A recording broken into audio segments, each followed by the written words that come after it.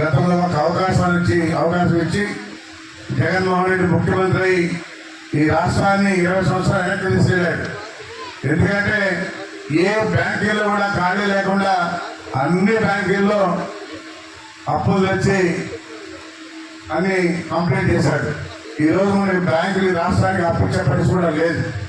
అయితే మన ముఖ్యమంత్రి అనుభవించాడు కాబట్టి కేంద్రంతో మాట్లాడుకొని ఆయన ఏదో తంటాలు పడి బాగా చేయాలని ఇకనైనా దారిలో పెట్టాలని పని ఆయన ఆత్మతో మన ముఖ్యమంత్రి పనిచేస్తాడు ఈరోజు.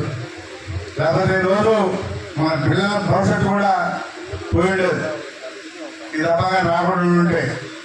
అయితే ఆయన యావత్వం చేస్తా ఉన్నాడు.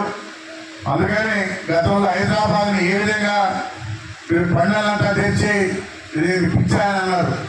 ఈరోజు హైటెక్ సిటీ చూస్తూ ఉంటే ఏ బయట కంట్రీలో ఉన్నట్టు అనిపిస్తూ ఉంది.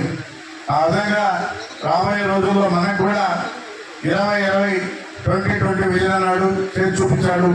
రేపు రాబోయే రోజుల్లో 2040కి మన రాష్ట్రం కూడా ఆ విధంగా అవుతుందని చెప్పని కూడా తెలియజేస్తా ఉన్నాం. ఎందుకంటే ఆయన ముందు వేసే ప్లాన్లోనే ఆ విధంగా ఉంటుంది. ముందుగా 32,000 ఎకరాలు మనం తీసుకున్నాం రాజధానికి. 32,000 ఎకరాలు చాలని మళ్ళా ఇంకా 30,000 అడుగుతా ఉన్నాడు. 30,000 తీసుకుంటున్నారు. టోటల్గా 65,000 ఎకరాలు మన రాజధాని. ప్రతి సంవత్సరం కూడా మన నాయకుడు ఏ ప్రోగ్రాం పెట్టాలని ఉంటాడు. ఎందుకంటే జనాలతో మమేకం అవ్వాలి, ప్రజల్లో ఉండాలి, వాళ్ళ కష్టాలు తెలుసుకోవాలి, అవి కూడా మన దృష్టికి రావాలనే కాన్సెప్ట్తోనే ఎమ్మెల్యేలు కూడా బాగా పనిపెట్టి బాగా చెప్తున్న కారణం ఇదే అని చెప్పి కూడా తెలియజేస్తూ